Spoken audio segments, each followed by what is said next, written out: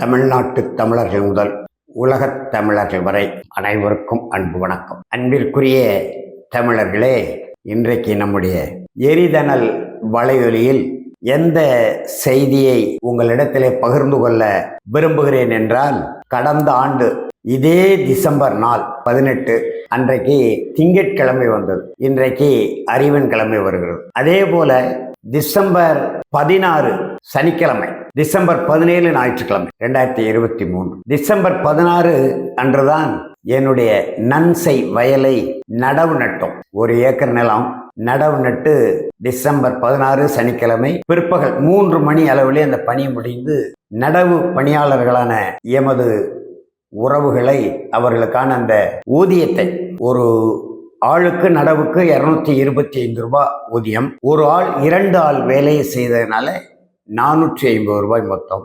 இப்படி 8 உறவுகளுக்கு 2 வேலை ஊதியத்தை கொடுத்து வழி அனுப்புகிற பொழுது, என்னுடைய வாழ்வினையர் கோகிலா அவர்களும் அந்த இடத்திற்கு, வயலின் வரப்பு தளத்திற்கு வருகை தந்து இந்த நடவு செய்கிற நம்முடைய உறவுகளுக்கு நியாயமாக பகல் உணவு நாம் வழங்கி இருக்க வேண்டும். உணவு வழங்கக்கூடிய ஒரு சூழல் இல்லை.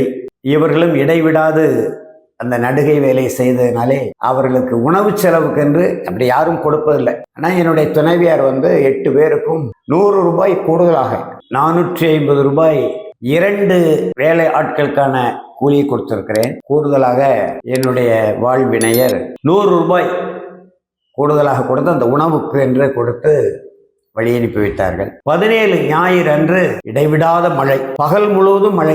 ஒரு 9 மணி அளவில் வயலை போய் பார்த்தேன், ஓரளவு தான் தண்ணி இருந்தது. 12 மணி அளவில் போய் பார்க்கும்போது வயலே தெரியவில்லை. யாருடைய வயல் எது, எந்த வயல் நடுகை நட்டிருக்கு, எந்த வயல் நடவில்லை, எங்கே நாற்று கிடக்கு என்பதே தெரியாத அளவுக்கு தண்ணீர். மாலை கடுமையான வெள்ளம். சரி, என்ன செய்வது? அபாய எச்சரிக்கை அரசு அறிவித்துக் கொண்டே இருக்கிறது. என்ன செய்வதென்று எல்லோரும் வீட்டில் தான் இருந்தோம். இரவு மிகச்சரியாக 8 மணி அளவிலே படிப்படியாக எங்க வீட்டுக்கு முன்பு பெரிய வாய்க்கால், இந்த காட்சிகள் எல்லாம் இதுல வைப்போம், பார்க்கலாம். அந்த வாய்க்கால படிப்படியா தண்ணி ஏறி வருகிறது. இரவு 8 மணிக்கு என் வீட்டுக்கு பின்னால் இருந்த ஒரு கோவிலுக்கு சொந்தமான நந்தவனம், அந்த நந்தவனத்திலே ஏறக்குறைய 300 ஆண்டுகள் பழமையான புளிய மரம் வேரோடு சாய்ந்து என் வீட்டிற்கு 3வது வீட்டு மேலே விழுந்து விட்டது. இரவு 8 மணி அளவில். அந்த வீட்டில் உள்ள பிள்ளைகளை ஓடி போய் மழையில் நனைந்து கொண்டு வெளியே இழுத்து காப்பாற்றி நம்முடைய வீட்டு மாடியில் வைத்தோம். அடுத்த அரை மணி நேரத்தில் என் வீட்டுக்கு மேல் பக்கம் இருக்கக்கூடிய ஒரு ஓடு போட்ட வீடு மொத்தத்திலே அப்படியே கீழே விழுது. மேலே மாடியிலிருந்து பார்க்கிறோம்.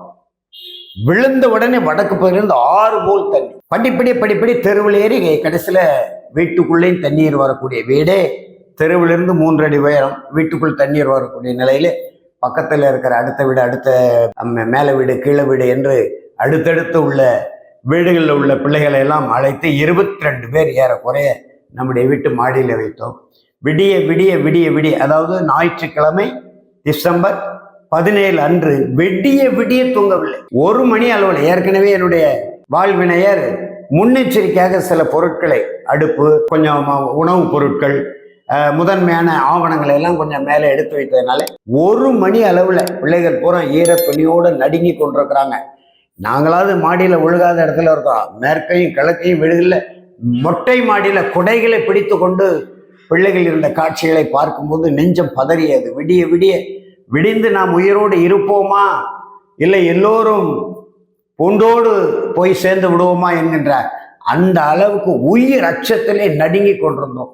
1 மணி அளவில் என்னுடைய துணைவியார் இருந்த சர்க்கரை தேநீர் தூள் எடுத்து தேநீரை போட்டு கிட்டத்தட்ட 22 பேர், என்னுடைய உடன் பிறந்த அண்ணன் வேறு தற்செயலாக ஒரு 70-76 அகவை இருக்கும், அவர் மாட்டிக்கொண்டார். என் பிள்ளை, என் மகன், கை குழந்தை, பேர பிள்ளைகள் பார்ப்பதற்கே அவ்வளவு வருத்தமாகவும் அச்ச உணர்வோடும், என்னுடைய பேரன் 3 மாத கை குழந்தை, அவன் சிக்கி கொண்டான் மாடியில். அப்படி இருந்து விடிய தூங்காமல் 1 மணி அளவில் எல்லோருக்கும் தேநீர் போட்டு எல்லா பிள்ளைகளுக்கும் கொடுத்தால், விடிஞ்ச 5 மணி ஆனது. விடிந்து பார்த்தால் வெள்ளம் போய்கொண்டே இருக்கு. என் வீட்டுக்குள்ளே மார்பளவு தண்ணி, முற்றத்திலே நிற்க முடியாது, தலைக்கு மேலே தண்ணி. என் பையன் எப்படியாவது இறங்கி ஏதாவது ஒரு வழியில குறைந்த அளவு தண்ணீர் உள்ள பகுதிக்கு சென்று உங்களை எல்லாம் காப்பாற்றுவதற்கு வழி இருக்கிறதா என்று நான் பார்க்கிறேன் என்று சொல்லும்போது எங்களுக்கு அச்சம், கீழே இறங்க விடலை. பிறகு 7 மணி அளவில் பார்த்தேன், ஓரளவு ஒரு தண்ணீர் குறைந்தது போல் தெரிந்தது. அதுக்கு பிறகுதான் என் மகனை இறக்கி ஒரு 200 மீட்டர் அளவு தான் தொலைவு, 3 மணி நேரமாக இருக்கிறத கடந்து சென்று வழிகளை ஏற்படுத்தி நீந்தி, கழுத்தளவு தண்ணியில் நீந்தி வழிகளை ஏற்படுத்தி அந்த தனியார் தொலைக்காட்சி மின் வடத்தை எல்லாம் ஆங்காங்கே கெட்டி 7 மணிக்கு தொடங்கிய அந்த பணி என்னுடைய மகன் மாலை 4:30 மணிக்குள்ள ஒரு 48 பேர் ஏறக்குறை அந்த தெருவில், ஒரு 12-13 வீடுகள், 48 பேர் கடந்து ஆழ்வார்த்தர் நகரை மேடான பகுதிக்கு, வெள்ளம் ஊருக்குள்ள வர ஆழ்வார்த்தன் மிகப்பெரிய மேடான பகுதி, தெற்கு கரை, அந்த பகுதிக்கு போவதற்கான அந்த வேலைகளை செய்தான். 2-3 நாட்கள் ஆழ்வார்த்த நகரிலே முகாம்களிலேயும் அவரவர்களுக்கு தெரிந்த நண்பர்கள் இல்லங்களிலும் உறவினர்கள் இல்லங்களிலுமே தங்கி கொண்டிருந்தோம். திங்கள், செவ்வாய், புதன், வியாழன் வரைக்கும் தங்கி கொண்டு வியாழன் அன்றுதான் தண்ணீர் வடிய தொடங்கியது. அதன் பிறகு வீடுகளுக்கு வந்து பார்த்தால் பல்வேறு இடங்களிலே வீட்டுக்குள்ள தண்ணீர், கால் அளவு சகதி, பொருள்கள்லாம் மேலிருந்த பொருள்கள்லாம் கீழே விழுந்து அழுக்குகள், அலமாரிகளில் வைக்கப்பட்டுள்ள என்னுடைய ஆவணங்கள், புத்தகங்கள் எல்லாம் அழுகி ஒரே நாற்றம். அதை தூய்மை செய்து அள்ளி வெளியே போடுவதற்கே 2 நாட்கள் ஆகிவிட்டது. அப்படி ஒரு வீட்டில், என்னுடைய வீட்டில் மட்டும், அப்போ மற்றவர்கள் வீட்டிலலாம் என்ன எந்த அளவுக்கு அந்த வேலைகள் நடந்திருக்கும் என்பதை இன்றைக்கும் எண்ணி பார்க்கிறோம். அதன் பிறகு பக்கத்தில் இருக்கக்கூடிய உற்றார்கள், உறவினர்கள், அடுத்த ஊர்கள், அடுத்த தமிழர் குடியை சார்ந்தவர்கள் எல்லாம் பொது சமையல் செய்து அந்த பொது சமையலை கொண்டு வந்து, இதில் சாதி இல்லை, மதம் இல்லை, கட்சி இல்லை, எல்லாரும் ஒன்று போல் எல்லாருக்குமான அந்த இழப்பு வரும்போது எல்லோரும் ஒரு தாய் மக்களா நின்று இருக்கிறவர்கள் இல்லாதவர்களுக்கு கொடுக்கக்கூடிய அந்த பண்பான காட்சிகளை எல்லாம் பார்த்தோம். பிறகு சனிக்கிழமை கிட்டத்தட்ட 6 நாட்களுக்கு பிறகு சென்னையிலிருந்து முதலாக நம்முடைய அதியமான் தமிழர் முன்னேற்ற கழக தலைவர் அவருடைய நண்பர் ஒருவரோடு என்னை தேடி கண்டுபிடித்து வந்து விட்டார். அதே போல நம்முடைய TN 24 வலையொலியில் இருந்த நம்முடைய தம்பி அம்சத்தும் நம்முடைய அன்பு மகள் குயிலினாச்சியாரும் வெள்ளிக்கிழமை முதல் நாளே வந்து விட்டார்கள். வந்து பார்த்து படமெல்லாம் எடுத்து அதன் பிறகுதான் உறவுகளுக்கு முழுவதும் அம்சத் வந்து ஒரு சிறிய அளவில் என்னிடத்துல ஒரு நேர்காணல் பேட்டி எடுத்து காணொலி எடுத்து தான் நம்முடைய அனைத்து தமிழ் தேசிய உறவுகளுக்கும் வியனரசு உயிரோடு இருக்கிறார், வியனரசு குடும்பம் உயிரோடு இருக்கிறது என்ற செய்தி தமிழ்நாட்டையும் கடந்து இந்தியா கடந்து உலகெங்கும் பரவியது. அப்படிப்பட்ட கொடுமையான சூழ்நிலைகளை கடந்த ஆண்டு இதே நாளில் சந்தித்தோம்.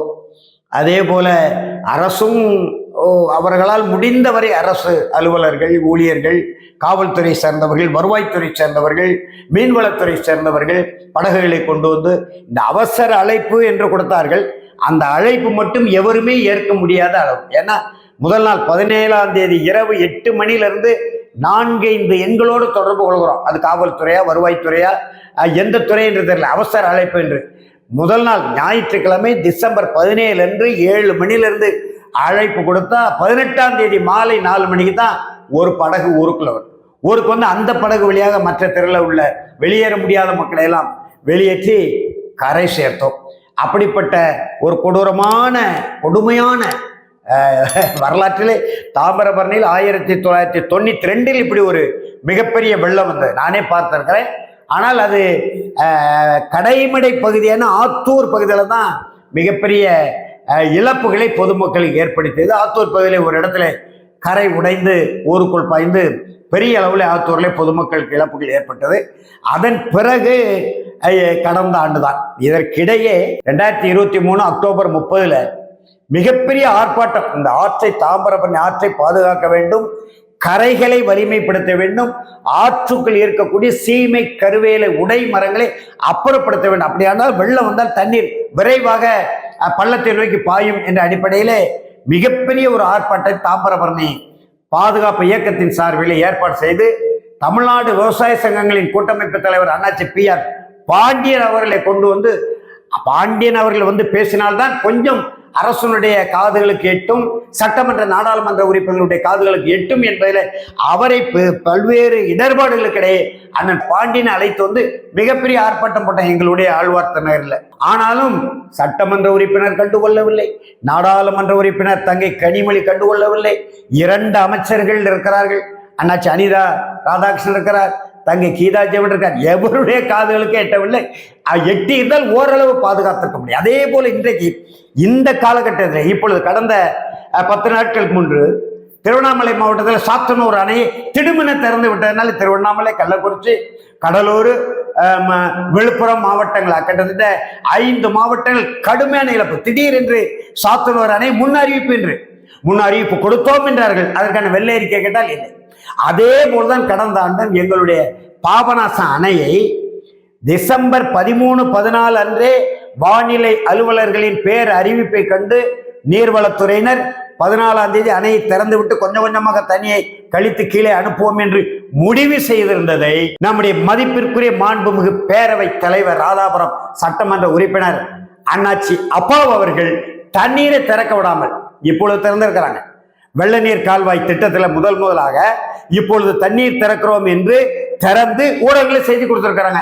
ஆனா கடந்த ஆண்டு டிசம்பர் 17 தண்ணீர் திறக்க வேண்டும் என்று அவருடைய பிடிவாதத்தால அணை திறக்காமல் திடுமென திறந்ததுனால பேர் இழப்புகள்.